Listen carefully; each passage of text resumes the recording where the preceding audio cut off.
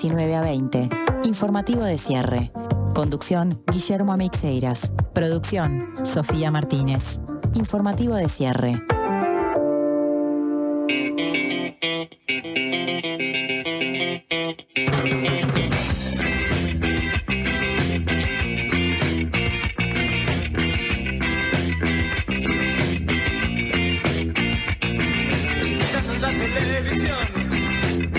Las noticias nacionales comunicaban a la población que se cuidara de los criminales, que cerraran puertas. 3 minutos pasan de las 7. Bienvenidas, bienvenidos. Saltó todo acá, ¿no? Sí. Buenas noches, Sofi. Buenas noches, buenas el noches. lunes no pueden salir las cosas mal. Las cosas salen mal los viernes. Ah, ok. Hoy tenemos que hacer todo muy correcto. Hoy estamos como nuevos, después del fin de semana, terminó el Mundial. Bueno, buen día para todo, buenas noches, ¿viste? Bueno. Buenas noches para todo el equipo que está por ahí, ya no los voy a nombrar. No, Ale, Francisco, Lucas, está Joaquín también por ahí. Un lunes especial, un lunes postmundial.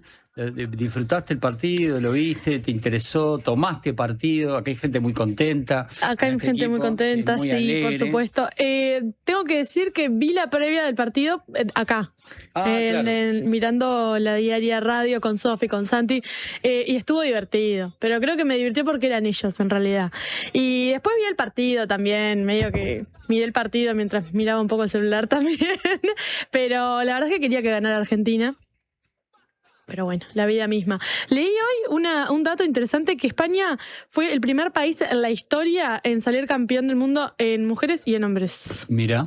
Sí, y además viene siendo campeón de Europa, campeón de selecciones juveniles, o sea, la supremacía del fútbol español a nivel mundial está marcando presencia en diversos ámbitos y categorías. Pero bueno, se fue un mundial muy especial. Yo me hice una listita de cosas que va a dejar el mundial. Viste que yo, como todo programa noticioso, generalmente la mayoría de las noticias son malas noticias. Entonces yo voy a hacer mis destaques del mundial. Ok, me interesa. Me la anoté porque no me quería olvidar de nada. Bueno, este mundial va a ser recordado, entre otras cosas, por el maltrato a la selección de Irán.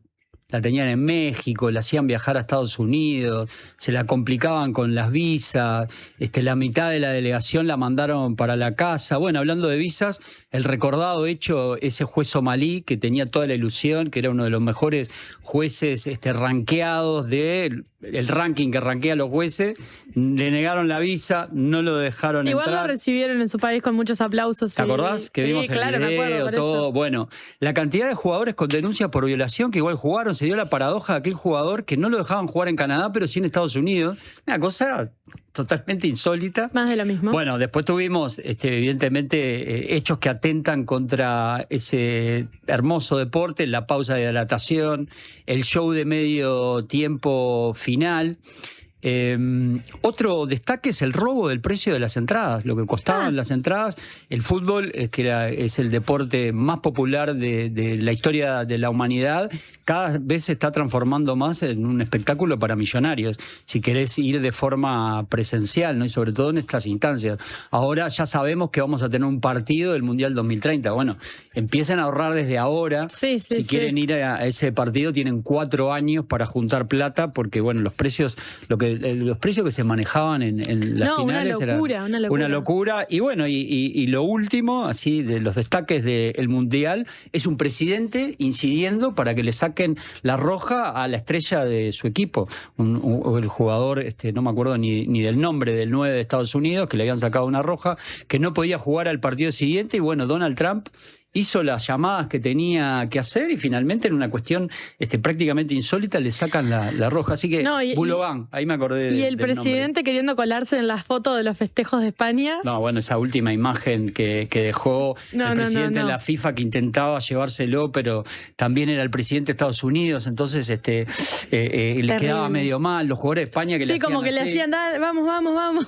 Y no, bueno, y el mundial que se se realizó en 3 países. La cara del primer ministro de Canadá y la cara de la presidenta de México, Claudia Sheinbaum, ayer al lado de Donald Trump, era para nada, era para anotarle y alquilar Vi que balcones. un jugador de Argentina no lo saludó a Trump, que no le dio la Dicen mano. que no, sí, es raro, le pasó Romero. Sí, como que le puso para... El zaguero de Argentina también. La medalla, dicen, pero siguió. Lautaro Martínez, sí.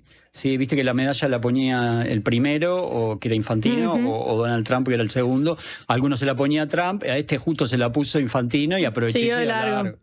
Sí, cosa que, claro, yo me imaginaba, ¿no? Me imaginaba, un atrevido yo imaginarme en ese momento. Ponerme en su lugar, la verdad. Pero sí, ponerme en su lugar es ridículo, pero bueno, pensaba, ¿qué haría yo? Trataría de esquivarlo, y bueno, inútil pensar eso porque es algo que está entre las cosas que nunca van ya no sé si llega. Bueno, tenemos un programa hoy con un par de entrevistas. Hoy hubo comisión investigadora, esa comisión bicameral, esa comisión integrada por diputados y por senadores que investiga la compra de las patrulleras OPB. Hoy había una de las comparecencias más esperadas, que era la del exministro Javier García, actual senador, por supuesto, del Partido Nacional, uno de los personajes principales en toda esta trama, en toda esta historia, al cual se le atribuye toda la responsabilidad política, o por lo menos la mayor parte de ella. Y hoy vamos a estar conversando con uno de los integrantes de esa comisión del oficialismo. Hablamos del senador Eduardo Brenta, así que vamos a hablar con él en algunos minutos. Y también, viste que la semana pasada pasamos toda la semana hablando de que se venía la lluvia, que se venía el temporal, que se venía, bueno, finalmente se vino, para acá fue solo agua, pero en algunas zonas del país estuvo realmente muy complicado, sobre todo en el departamento de Salto Grande, vientos de 129 kilómetros en la hora, arrasaron con todo tipo de estructuras y sobre todo le pegaron mucho a lo que es el cinturón hortícola-frutícola que hay en Salto, que uno dice desde acá, la visión montevideana, ya nos queda lejos, no sé qué, pero son los que nos mandan la lechuga, los que nos mandan el morrón, entre otros productos, y bueno, un desastre. Y vamos a estar conversando con el editor de la diaria Salto, Andrés Torterola, que nos va a hacer un puesta a punto de aquel departamento. Así que bueno, va a estar movido el programa del día de hoy, que tuvo ese recuerdo hacia el Mundial. O sea, acá está, la guardo la listita. Guardala de recuerdo. Voy a guardar acá. Para el próximo Mundial. Y nos vamos ya a las noticias de Informativo de Cierre. Titulares.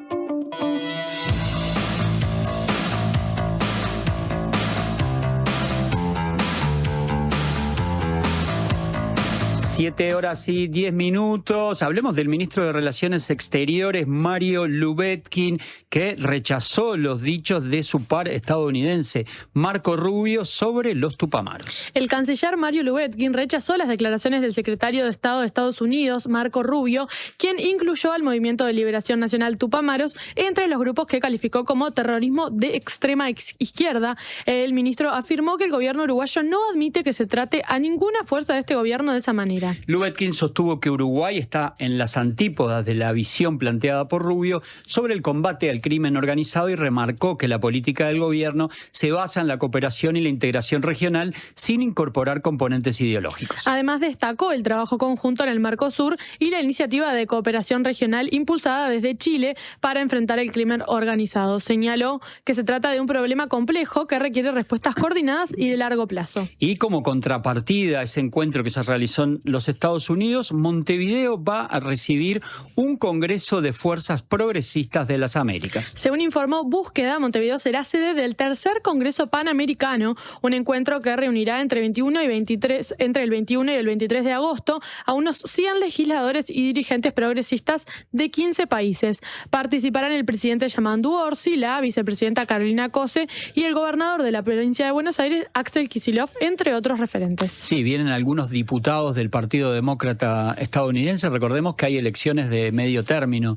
en los Estados Unidos. Los organizadores señalaron que el Congreso buscará construir posiciones comunes frente a los desafíos de la región y que esa delegación de dirigentes demócratas de Estados Unidos y de legisladores demócratas de Estados Unidos ve el encuentro como una respuesta política a las recientes declaraciones del secretario de Estado, Marco Rubio, y a la administración de Donald Trump. Durante el Congreso se trabajará sobre 4 ejes: paz y seguridad, integración económica, soberanía digital y políticas de bienestar y cuidados. El cierre será en Parlasur, donde se presentarán compromisos para impulsar una agenda común entre las fuerzas participantes. Y ya lo habíamos anunciado la semana pasada, finalmente se presentaron las cifras relacionadas a los delitos. Aumentaron los homicidios en el primer semestre del año, pero bajaron rapiñas y hurtos. Según informó La Diaria, el Ministerio del Interior presentó las cifras de criminalidad del primer semestre de 2026.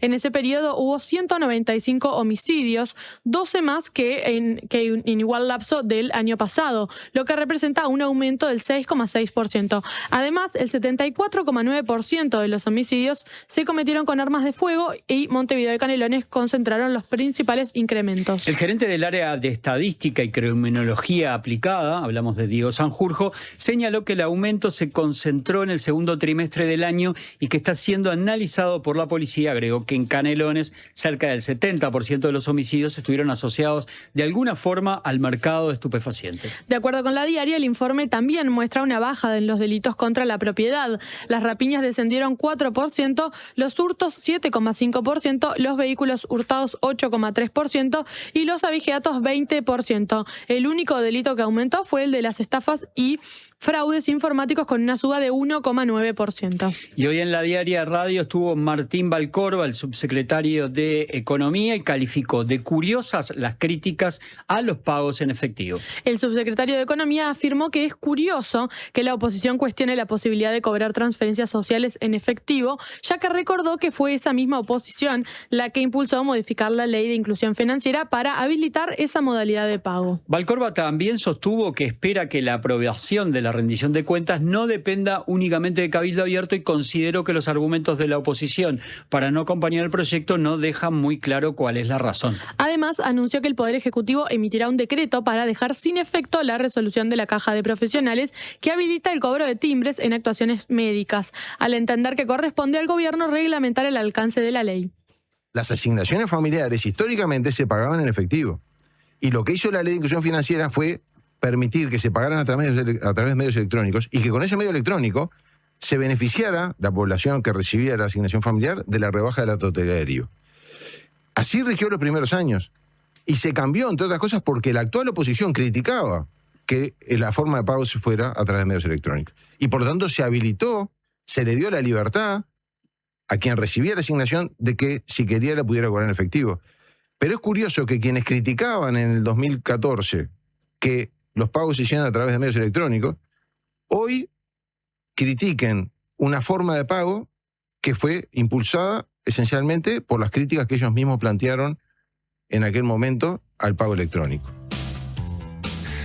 Allí lo teníamos entonces al subsecretario de Economía metido en el medio de esta polémica, que es una de las tantas polémicas que están provocadas alrededor de la ley de rendición de cuentas ingresada recientemente al Parlamento y que, bueno, está en plena comisión recibiendo a los diferentes ministerios, a las diferentes organizaciones. Hablemos de lo que sucedió en Salto, pero tomemos la visita que hizo hoy el presidente de la República, Yamandu Orsi. Recorrió Salto tras el temporal y dijo, entre otras cosas, es un milagro cómo no fue peor. Según informó El Observador, el presidente Yamandu Orsi recorrió este lunes las zonas más afectadas por el temporal en Salto y afirmó que pese a la magnitud de los daños, es un milagro cómo no fue peor en el tema vidas. El fenómeno dejó una víctima fatal y provocó importantes destrozos en el departamento. Durante la recorrida, el presidente destacó el trabajo coordinado entre el gobierno nacional, la Intendencia de Salto y UTE para atender la emergencia.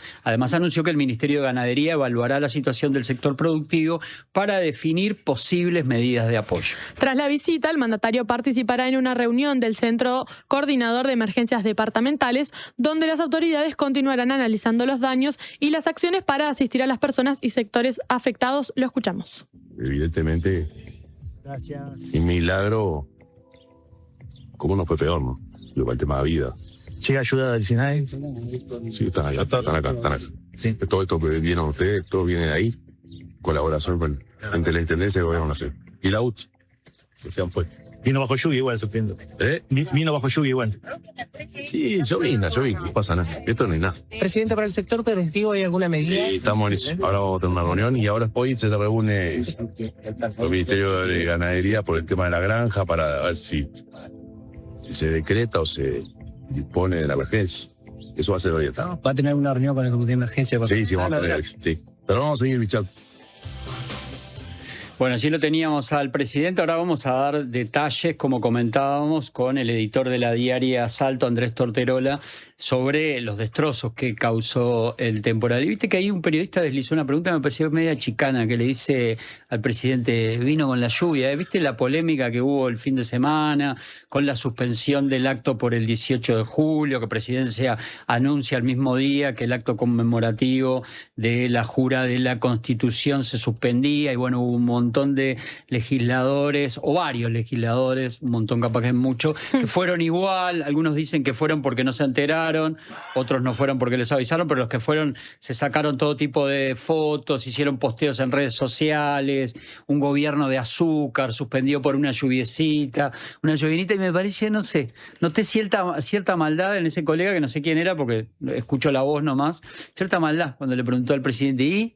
Vino con la lluvia, puede haber una doble intención ahí. Y bueno, hay que leer a veces un poco entre líneas. Vamos a otros temas. Funcionarios de la Biblioteca Nacional se declararon en preconflicto. Los funcionarios de la Biblioteca Nacional se declararon en preconflicto ante la falta de respuestas de las autoridades a una serie de reclamos. Según informó la diaria, el sindicato exige instalar una mesa de negociación para discutir una reestructura, evitar la eliminación de vacantes y regularizar la situación del personal. Desde la Asociación de Funcionarios de la Biblioteca sostienen que la institución cuenta con 40 funcionarios presupuestados y más de 60 trabajadores con vínculos temporales o tercerizados, una situación que consideran una forma de precarización laboral. Además, el sindicato advirtió que el acervo con la Biblioteca Nacional se encuentra en deterioro permanente y reclamó recursos para su preservación. Como próximas medidas, solicitará reuniones con comisiones del Parlamento y con la Dirección Nacional de Trabajo. Es como que no arranca la biblioteca, quedó toda en el medio de esa polémica cuando la cerraron, cuando la volvieron a reabrir y anunciaron una inversión millonaria que después se dijo no es toda esta cantidad de plata y bueno, está como atrás de una polémica, atrás de la otra. Vamos a noticias vinculadas a nuestra economía. El consumo creció 6% en el mes de junio, pero moderó su ritmo de expansión. Según informó El País, el consumo en Uruguay creció un 6% interanual en junio, de acuerdo con el indicador de actividad a través de tarjetas elaborado por Itaú. Si bien la actividad continúa en expansión, el ritmo fue menor al registrado durante los primeros meses de 2026. El crecimiento estuvo impulsado principalmente por supermercados, viajes y billeteras digitales, mientras que rubros como vestimenta, artículos para el hogar y delivery registraron caídas respecto a junio del año pasado. Las billeteras digitales volvieron a ser el segmento de mayor dinamismo, con un aumento interanual de 31,5%, consolidándose como el componente que más crece dentro del consumo medido a través de pagos con tarjetas. Y bueno, a las 19:20 nos vamos a ir a la pausa, cerramos desparramo de noticias aquí en Informativo de Cierre. No dimos la vía telefónica, justo tengo un mensaje de nuestro oyente de España que nos escribe que quién mejor puede hablar en estos momentos de un país que vive una gran felicidad, uno presupone. 099-891-888 es el teléfono de la gente. España pasea copa después de tener el universo en contra, y en el paisito, o sea, acá nosotros, parece que festejaron mucho. Festejaron mucho tiempo actitudes que no tenían lugar, algo así dice, porque queda medio confuso. Arriba Romano, me imagino está solidarizándose con Sofía Romano, no tengo que contar mucho, ese intercambio verbal que tuvo con Juan Ramón Carrasco en uno de los trabajos de Sofía, en el streaming del Observador, está por todas las redes sociales. Sí. Ella hizo su descargo en el día de hoy. Buena semana, dice este oyente, así que bueno, nos vamos a esa pausa y ya venimos. redes y vías de contacto. Comunicate al 099-891-888. Mail radio@ladiaria.com.uy. Que no te dé lo mismo a quién llamar cuando te quedas sin gas. En Megal trabajamos incansablemente para innovar en productos y procesos que hagan nuestros envases más seguros y confiables. Acordate de Megal cuando necesites recargar tu garrafa, ya sea la clásica de 13 kilos o la garrafa liviana que solo Megal te ofrece. Llámanos al 19220 o ingresá a megal.com.uy. Megal, innovamos con energía. Para tu hogar o tu empresa, Clearwater. Instala equipos de agua purificada directo de red, sin bidones y con mantenimiento incluido. Escribinos al WhatsApp 097-474-387 con la palabra radio. Tenemos una buena noticia. Si tu cédula termina en 7, podés afiliarte a Médica Uruguaya a través de FONASA. Elegir Médica Uruguaya es optar por un sistema de salud que evoluciona con tecnología y un equipo médico de primer nivel comprometido con la salud de los uruguayos. La salud que avanza es uruguaya. Médica Uruguaya. Por más información, comunícate al 2487-4950. Estamos en todo lo que haces. Para que tu empresa siga creciendo, necesitas la mejor energía. Con el plan inteligente para pymes, accedes a la energía eléctrica a un precio más conveniente con garantía de ahorro. Y si luego de un año pagaste más que con tu tarifa actual, te devolvemos la diferencia. Ingresá al simulador en ute.com.uy y pasate sin costo. UTE, avanzamos con energía. Subí el volumen. Llegó la diaria Radio a la FM en el 97.9. La salud visual es un derecho. En Óptica Guzmán te ofrecemos precios populares y productos de calidad. Tenemos descuentos para afiliados a todos los sindicatos. Seguinos en Guzmán Óptica. Visítanos en Colonia 1457 bis, casi Barrio Zamorín, en la parada del ómnibus. Óptica Guzmán. Vení a ver. En Alcance Servicio de Compañía cumplimos 30 años cuidándote. Sumate vos también a la tranquilidad de contar con Alcance. Afiliate ahora con 3 meses gratis y 12 meses con un 50% de descuento llamando al 0800 2902. Alcance 30 años. Amamos cuidarte. Este año viajá por Uruguay de punta a punta con Red Pagos. Participá y ganá una escapada para 2 personas, todo incluido. Desde Artigas hasta Montevideo. Vos elegís el destino. Registrate en ganarestamacerca.com.uy y suma chances pagando en locales de Red Pagos o en Mi Red Pagos. Red Pagos, más cerca. Ver bases y condiciones en ganarestamacerca.com.uy.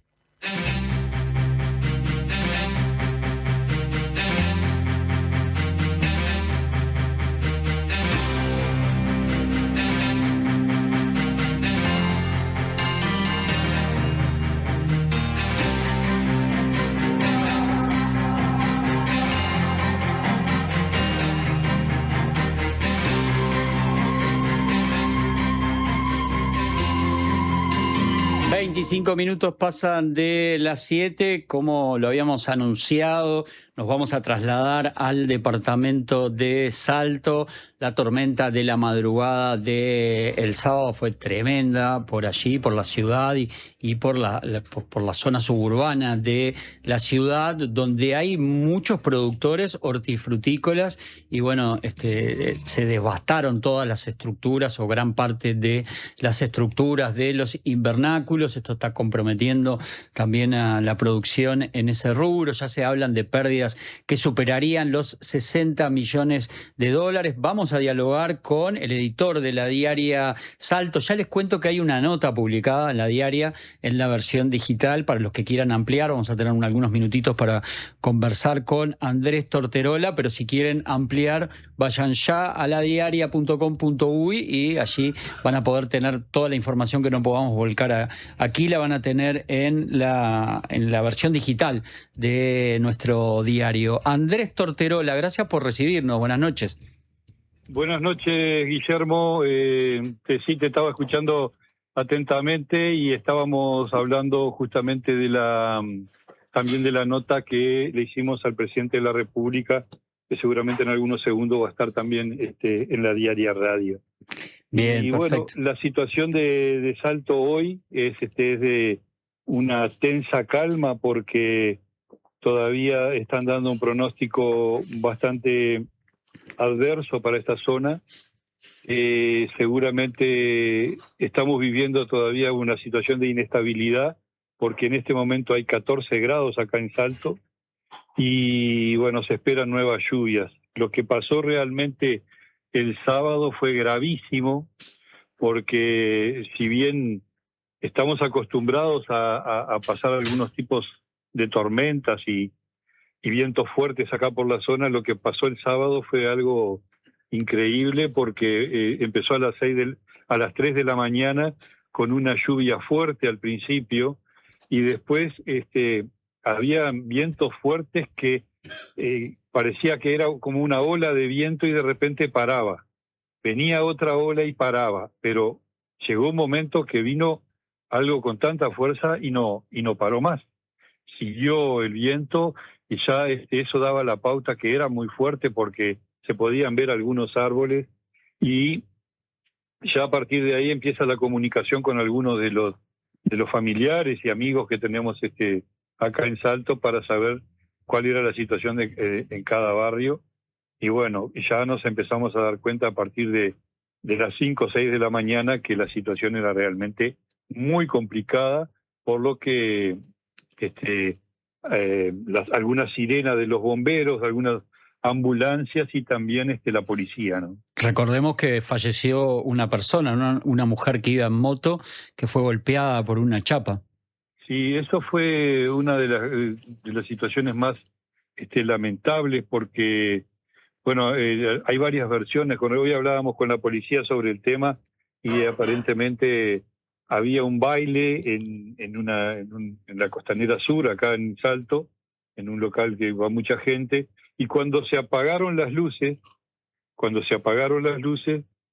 un apagón y a partir de ese momento muchas personas en vez de quedarse salieron, se fueron, porque claro, nunca sabés la dimensión de la tormenta, tampoco capaz es un viento fuerte y no va a pasar a más de eso y realmente, bueno, no sabemos bien si fue esa la situación, pero hoy había un comentario justamente de ese hecho lamentable al que el presidente de la República, Yamandu Orsi, decía justamente que, bueno, lamentaba, le envió las condolencias a la familia, pero además lo que tú estabas leyendo también, el presidente dijo, no sucedieron otros casos gravísimos por milagro, porque realmente hubo un árbol que cayó en la cama de una señora que estaba en su casa y felizmente la señora no estaba ahí, porque todo el mundo estaba en alertas ahora, me imagino, por la fuerza del viento, ¿no?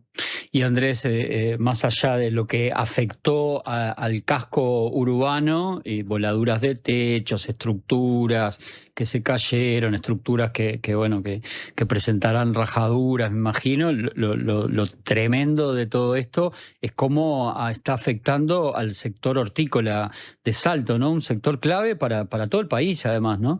Porque todo el país, desde Salto llega la lechuga y el morrón para todos lados, por nombrar dos de los productos, ¿no? Pero podríamos hablar de más.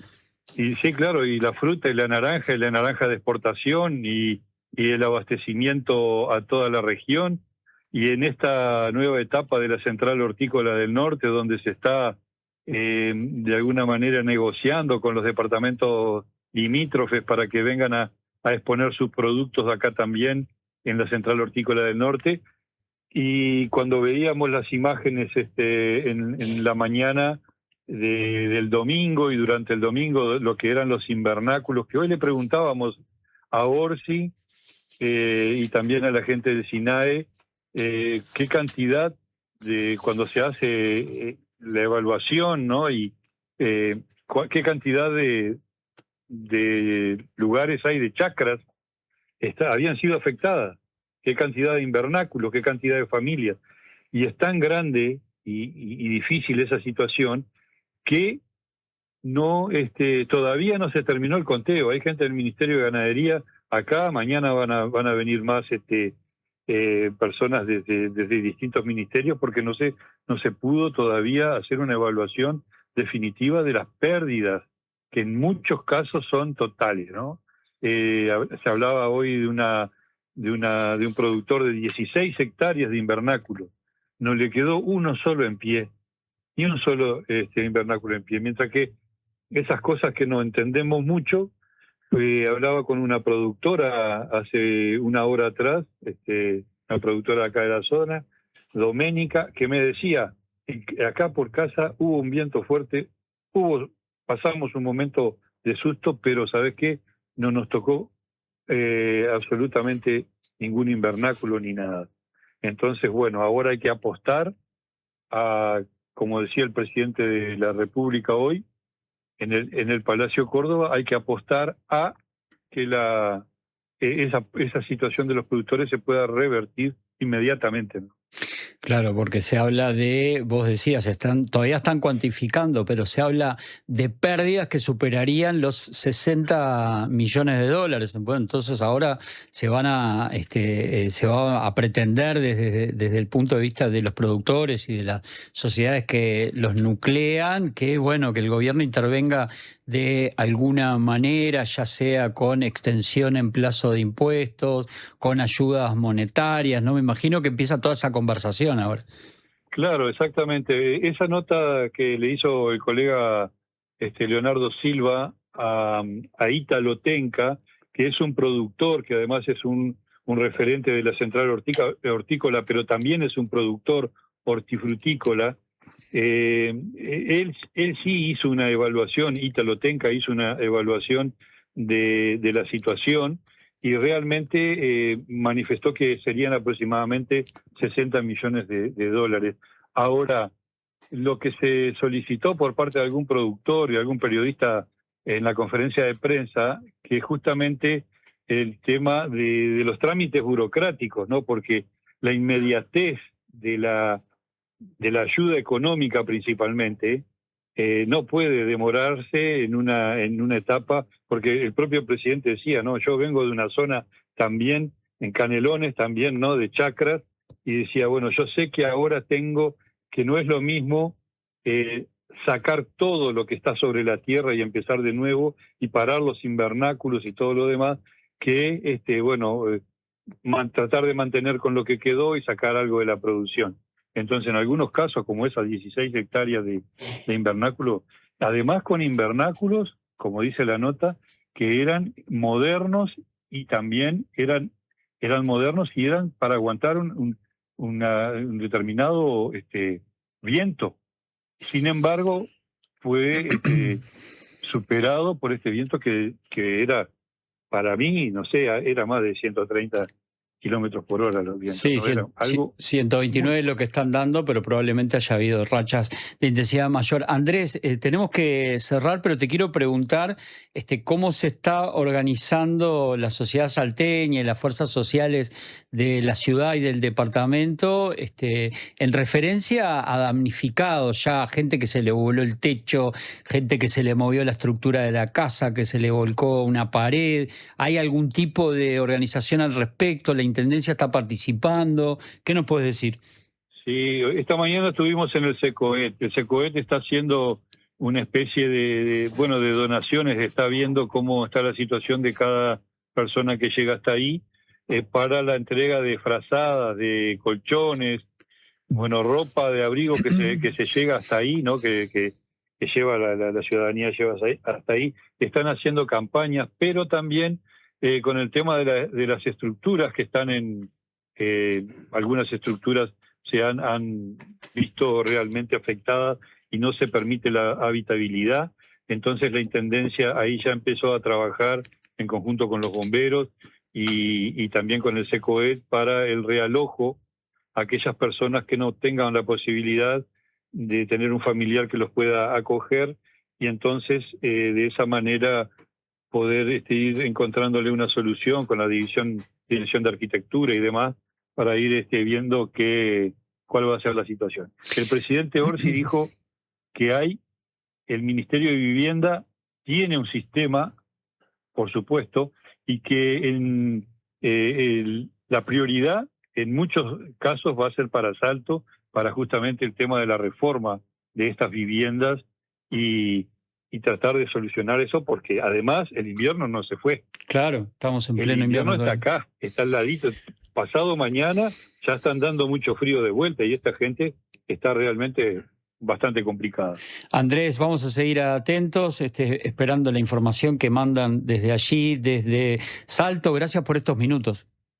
Bueno, muchas gracias a ustedes por la oportunidad y también estamos a las órdenes por acá para lo que crean pertinente. Un abrazo grande. Un abrazo. Andrés Torterola, editor de la diaria Salto. Ya hay una nota publicada con referencia al tema, la que estábamos comentando con Andrés. Es esa nota que recoge ese testimonio de un productor que, bueno, realmente te da una tristeza por todo eso que se ha perdido. Imagínense que se habla de 60 millones de dólares. Venimos hablando prácticamente un día sí y otro también de que en toda la ley de rendición de presupuestos hay un aumento de 30 millones de dólares para apoyar todos los planes que tienen que ver con la pobreza infantil. Miren lo que son las cifras, ¿no? Como para poner como una comparación. Bueno, nos vamos ya a la pausa. A la vuelta vamos a volver hablando de lo que sucedió hoy en la comisión bicameral que investiga las compras de las 2 patrulleras a Cardama. Hoy recibió la comisión al ex ministro de Defensa y senador del Partido Nacional, Javier García, uno de los testimonios más esperados por oficialistas y opositores. Vamos a hablar con el senador del Frente Amplio, Eduardo Brenta.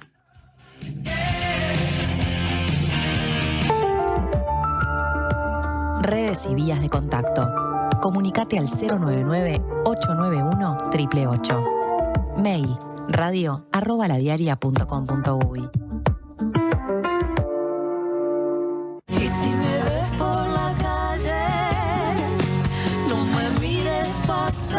Una de nuestras artistas más destacadas del momento lanzó un disco que unió a grandes voces como Paulinho Mosca, Laura Canoura y Gastón Pauls.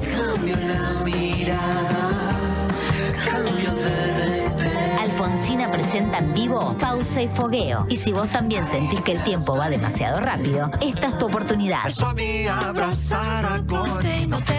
Pausa y Fogueo. Presentación en vivo. Viernes 14 de agosto, 21 horas, en La Trastienda. Entradas limitadas disponibles en Passline. Invita Bizarro.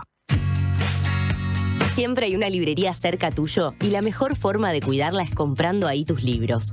En La Diaria amamos las librerías y el amor es correspondido. Por eso con tu suscripción accedes a un 20% de descuento en las siguientes librerías de Montevideo: El Yelmo de Mambrino, La Lupa, Librería América Latina, Moebius, Club Cultural Charco y Amazonia. Leer tiene beneficios. La Diaria. Agosto en el Teatro Solís. Celebramos 170 años con una temporada de grandes encuentros. Galas aniversario. 11 de agosto, Banda Sinfónica de Montevideo. 12 de agosto, Orquesta Filarmónica de Buenos Aires. 19 de agosto, Orquesta Filarmónica de Montevideo. Además, dar vuelta a todo y la casa de Bernarda Alba por la Comedia Nacional. Nostalgia Sinfónica. Maya Castro, 20 años. Gustavo Casenave en concierto. Viví una temporada inolvidable. Consulta la programación en teatrosolís.org.uy. Teatro Solís, Intendencia de Montevideo. Una radio para escuchar todo el día. La Diaria Radio 97.9.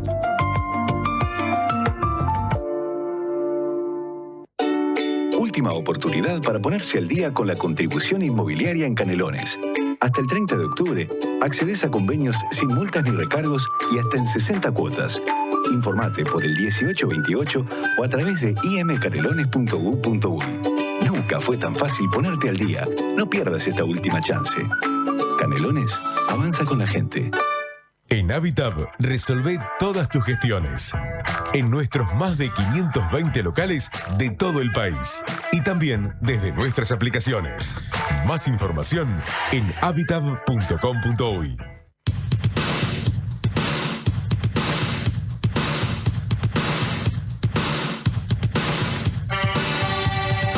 41 minutos pasan de las 7 de la tarde, de noche ya en realidad, desde este lunes 20 de julio del año 2026. Como lo decíamos y lo comentábamos un rato, la comisión especial que investiga el proceso de compra de las patrulleras oceánicas, las OPB, las patrulleras compradas a Cardama, tuvo hoy una de sus sesiones más esperadas. Concurrió el senador del Partido Nacional y ex ministro de Defensa, una persona clave en la decisión de que fuera esta la empresa que construyera las patrulleras, y clave en todo el proceso. Hablamos, por supuesto, de Javier García, exministro de Defensa. Bueno, dio y fue a brindar su testimonio, como decíamos, ¿no? Era en esta etapa que se viene, luego de que pasara mucha gente por la comisión, se viene la parte más política.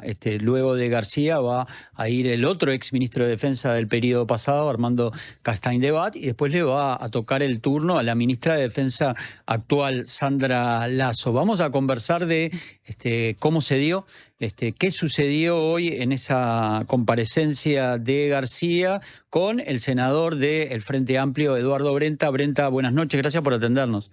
Buenas noches, un gusto como siempre. Bien, yo recordaba que hace un par de semanas atrás entrevistamos aquí al diputado Joaquín Garlo, luego de la comparecencia del exdirector general de Secretaría del Ministerio de Defensa Nacional. Hablamos de Fabián Martínez, y él había comentado aquí que el clima había estado áspero en esa comparecencia. Hoy, con la presencia de García, ¿cómo definiría el clima? ¿Cómo estuvo entre oposición, oficialismo, oposición? Yo diría que fue un clima respetuoso, con momentos de tensión, naturalmente, porque el tema lo amerita, pero en realidad fue una instancia que tuvo algunas particularidades que, en mi opinión, son relevantes, ¿no? Y que explican un poco este clima. Porque en realidad, yo diría, primero, como dato políticamente muy importante, el ex ministro García, actual senador, se hizo responsable de todas las decisiones políticas adoptadas en el ministerio respecto a este tema, ¿no? Eso es un dato que me parece relevante, en el sentido que él, con conocimiento o sin conocimiento de los hechos, asume toda la responsabilidad política de los mismos. Esto es un dato que me parece importante. ¿Cómo le explicaría, perdón que lo interrumpa y luego continuamos, cómo le explicaría a la audiencia qué son las responsabilidades políticas? ¿Qué implica ser en este tema o en cualquier otro, ser el responsable político? Bueno, yo digo, él se refirió a quienes integramos la comisión y ocupamos en algún momento cargos ministeriales, como la senadora Quechichán y quien habla, ¿no? Obviamente, siempre el ministro es el responsable final de la toma de decisiones. En este caso, el ministro asumió esa responsabilidad, pero a lo largo de su comparecencia fue explicando que en realidad la gran mayoría de las decisiones que tomó, tanto desde el punto de vista técnico como desde el punto de vista financiero y demás, en realidad él participó escasamente, ¿no? Por ejemplo, manifestó haber tenido una sola entrevista con Cardama solamente el día de la firma del contrato, cuando en realidad hubo, como todos sabemos a esta altura, muchas negociaciones, reuniones, inclusive en el propio ministerio, con distintas autoridades del ministerio a los efectos de mejorar, entre comillas, la propuesta que Cardama había realizado. Había una reunión ahí, Brenta, ya que la cita, había una reunión que recuerdo que cuando estuvo el excomandante Wilson, se habló de esa reunión con Cardama y Wilson no recordaba si García había estado o no. ¿Qué era lo clave de esa reunión específica? Y si finalmente García, cuando usted me dice que estuvo en una reunión, me está hablando de esa reunión. No, García dice que, digamos, durante todo el desarrollo de la reunión, respecto a las comparecencias anteriores, García siempre se apoyó en las comparecencias que confirmaban su tesis, digamos, ¿no? O confirmaban su participación, en el sentido positivo, por decirlo de alguna manera. En realidad, en el caso, él negó participar en esa reunión, hizo referencia a los comandantes, al comandante Vizcay y algún otro más que dijo no había estado, y no hizo referencia a los que decían que en realidad no recordaban si había estado. De cualquier manera, me parece que este no es el dato relevante. El dato relevante es que en todos los aspectos técnicos que tenían que ver con la compra de las patrulleras oceánicas, él transfirió todas las decisiones a la Armada Nacional y tomó como válidas todas las decisiones que la Armada iba tomando respecto a las ofertas. Entonces, nosotros comenzamos con una licitación pública internacional, en la cual participaron 8 o 10 artilleros a nivel internacional, no Cardama, sino artilleros que ya habían construido OPV para el patrullaje con experiencia en esto, y esas realizaron distintas ofertas que fueron finalmente abandonadas, supuestamente porque los recursos que disponía el ministerio no alcanzaban para efectuar esas compras a empresas que tenían larga trayectoria.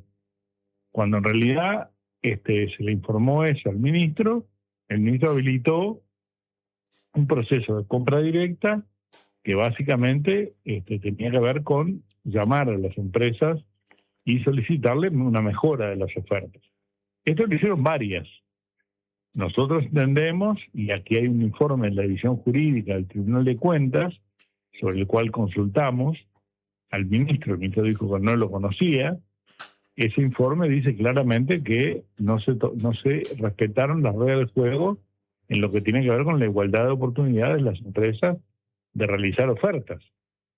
En realidad se tomó como una suerte de preferencia a la empresa Cardama, a la cual el ministro entiende que más allá de que carecer absolutamente de experiencia en la construcción de patrulleras oceánicas, los referentes de la Armada, él hizo todo el tiempo referencia al comandante Wilson, que fue el comandante jefe de la Armada durante todo el gobierno de la calle Pou, ¿no?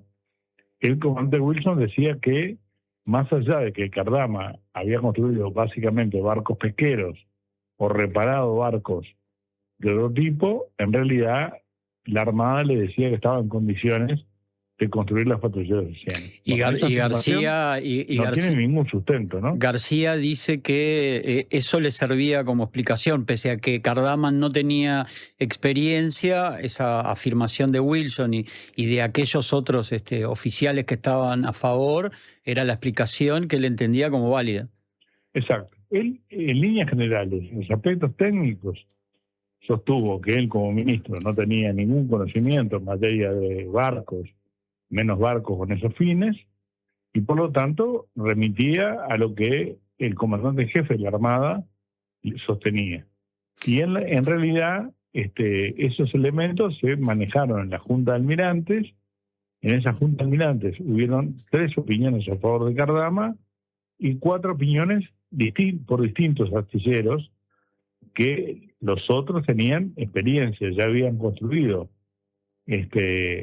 patrulleras oceánicas. El único que no lo habían construido era precisamente Cardama. Bueno, esa es la recomendación que el almirante Wilson y otros 3 concretamente le realizan, y él las toma como válidas e impulsa la realización del contrato.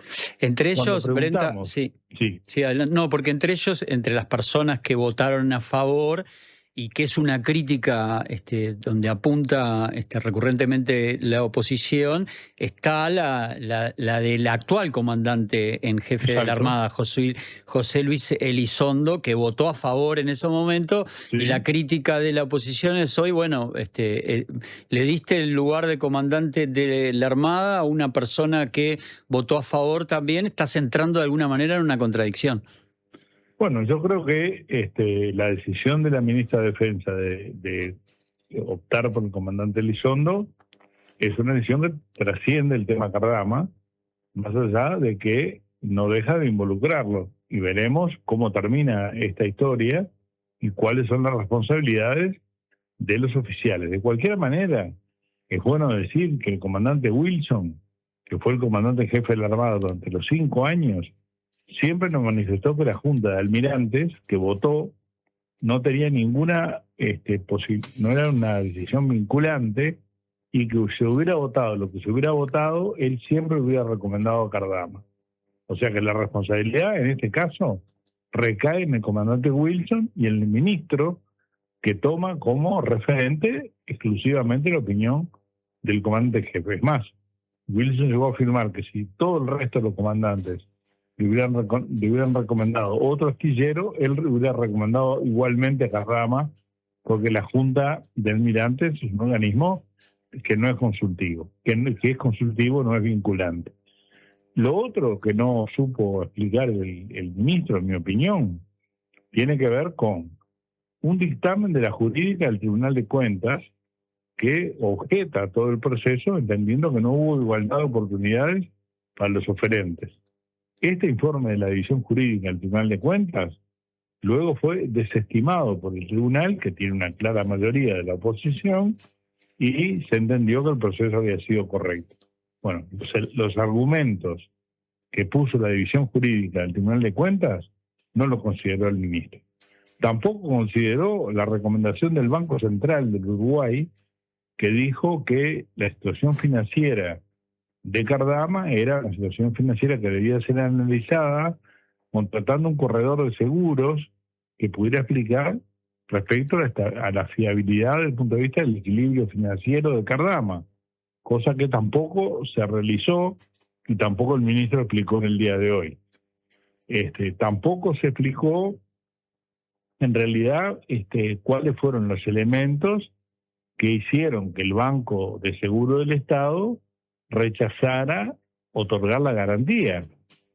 Yo pregunté concretamente al ministro por qué se habló con el presidente del Banco Seguro, que entonces era el dirigente del Partido Colorado, el doctor Amorín Valle, que no otorgó la garantía a Cardama, y él dijo que simplemente se comunicó para saber si le iba a otorgar o no, y que no le correspondía interrogarlo respecto a los elementos de fondo. Y que no le llamó a sospecha que alguien que además es integrante de un organismo del Estado, como el Banco de Seguros, no le diera el aval.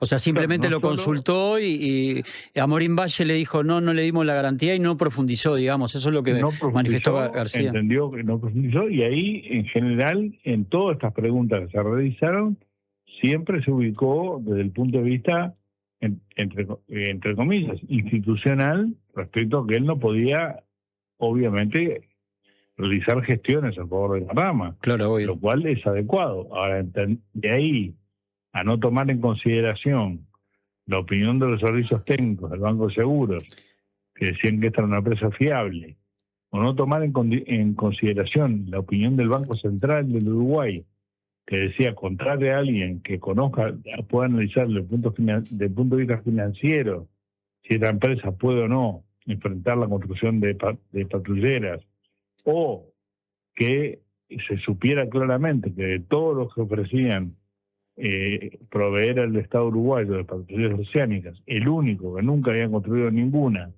era Cardama. Bueno, todos estos elementos parece que no eran de recibo o de la importancia que el ministro consideraba. ¿Y qué dijo? Consideraba la opinión, básicamente, ¿qué dijo?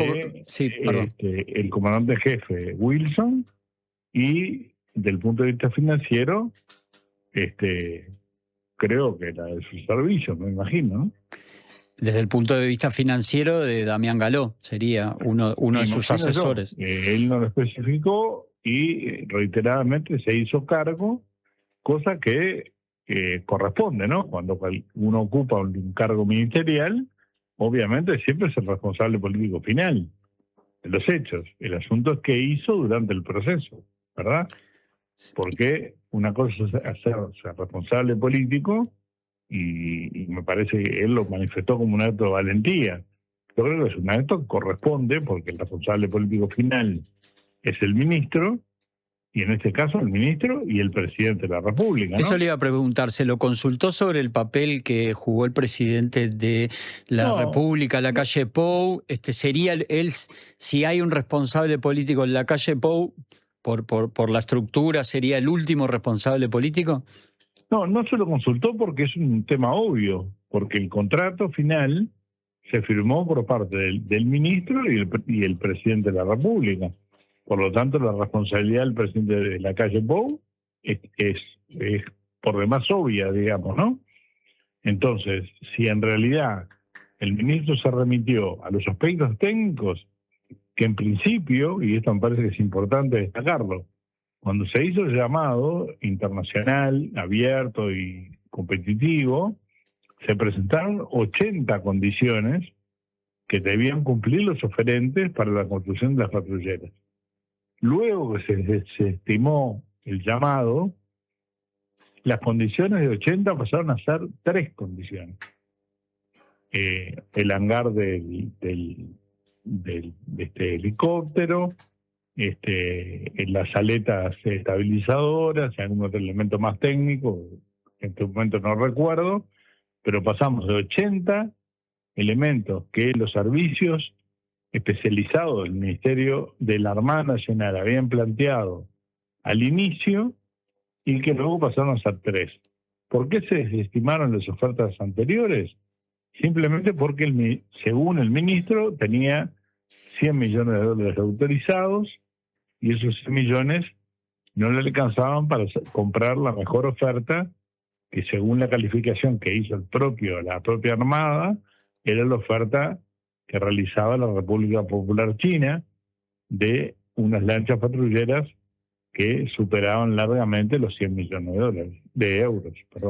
Ya que hablábamos de la calle Pou, ¿considera importante para la comisión, ya que hablábamos de esa responsabilidad política y bueno, fue el que firmó junto al ministro, que el expresidente brindara testimonio frente a la comisión, o no lo considera relevante? No. A ver, nosotros consideramos, y desde el primer momento, que en realidad la comisión tenía que tener un manejo, yo diría, riguroso de los temas, y en ese sentido era clave que las autoridades ministeriales explicaran. Vino el ministro García hoy, yo en mi opinión no aportó absolutamente nada, más que lo que ya sabíamos. Es más, se refirió permanentemente, en forma regular y permanente, a las declaraciones que en la comisión habían hecho tanto el estudio del Piazzo como el almirante Wilson, comandante jefe de la época, por lo cual todos los elementos que se manejaron, en mi opinión, elementos nuevos, casi no hubieron. Ahora resta escuchar la opinión del ministro Castel del VAT, porque hay una comunicación en el periodo que finaliza el ministro García, donde le dice a Cardama que no va a otorgar nuevos plazos, y el ministro Castel del VAT otorga nuevos plazos, y que llegan hasta fines del periodo del año 24, si no me equivoco, y que antes se le habían negado y después se le extendieron. Bueno, ¿y cree que Castañ de Bat tomó esa decisión en solitario, siendo ministro, o lo consultó con el anterior ministro, lo consultó con el presidente? Esa es la primera pregunta que seguramente le realizaremos la semana próxima al ministro Castañ del Bat. Si fue una decisión de él, si fue una decisión del presidente de la República. El ministro García hoy, cuando se lo consultó si él había seguido el proceso, adoptó la posición de que se estaba atacando sus fueros parlamentarios, diciendo que en realidad él no tiene, como legislador, no tiene por qué explicar con quién habla. Bueno, muy bien, se le preguntará al ministro del VAT, que no es legislador, respecto a cómo continuó ese proceso, pero lo cierto es que la responsabilidad de las garantías falsas, que obviamente estuvieron. El ministro dijo en un pasaje que se había dado la chance de que Cardama presentara nuevas garantías. En la tarde que se anunció que se iba a denunciar el acuerdo con Cardama por parte del presidente de la República, Cardama envió una renovación de la garantía que era de Eurocommerce, otra garantía falsa nuevamente, por segunda vez.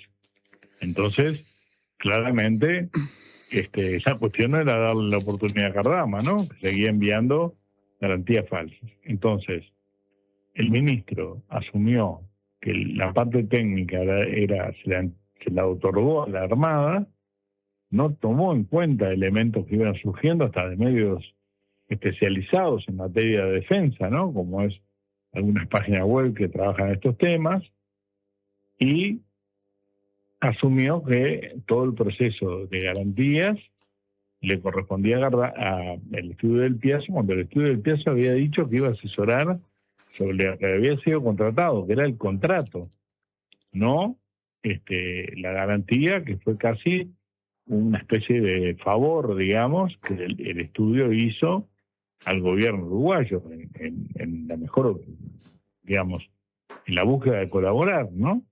Entonces, mi síntesis, por lo menos en lo personal, yo no escuché ningún elemento nuevo, escuché que el ministro se apoyó en declaraciones anteriores, en mi opinión, que le atribuyó al estudio del Piazza, por ejemplo, responsabilidades que no tenía, porque cuando se contrató las garantías eran falsas, esa responsabilidad no era del estudio del Piazza, que ya había hecho todas las gestiones para informarle al ministerio, inclusive le redactó un documento de rescisión del contrato, que no sabemos por qué nunca ejecutó, y el ministro sigue sosteniendo en un discurso, yo diría, oficial, ¿no?, de alguna manera, que si no hubiera pasado todo esto y si el gobierno no hubiera denunciado, hoy tendríamos patrulleras, y ahí argumenta el argumento de la pesca y el narcotráfico, ¿no? Sí.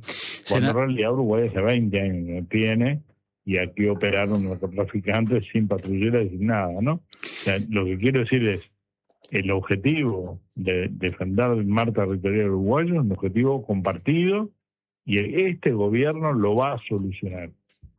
Esto es un dato que me parece importante insistir. El gobierno uruguayo va a resolver el tema de las patrulleras oceánicas para que controlen nuestro mar territorial, porque este gobierno no tiene compromisos con quienes trafican drogas ni con quienes pescan ilegalmente. Ningún compromiso. Senador Brenta, va a transitar por procesos que son poco transparentes. Se nos fue el tiempo, gracias por estos minutos, y bueno, es esa parte que le falta a la sociedad uruguaya, saber cómo se va a solucionar, cuándo vamos a tener patrulleras, qué va a pasar con esas chapas, esos fierros que quedaron en Cardama, pero bueno, la verdad que estamos pasados de tiempo, igual le agradecemos estos minutos, conversaremos en cualquier momento. Y a las órdenes como siempre. Muchas gracias. Nos vamos rapidísimo, ya llega la música Me Llueve. Mañana a las 19 horas vuelve Informativo de Cierre.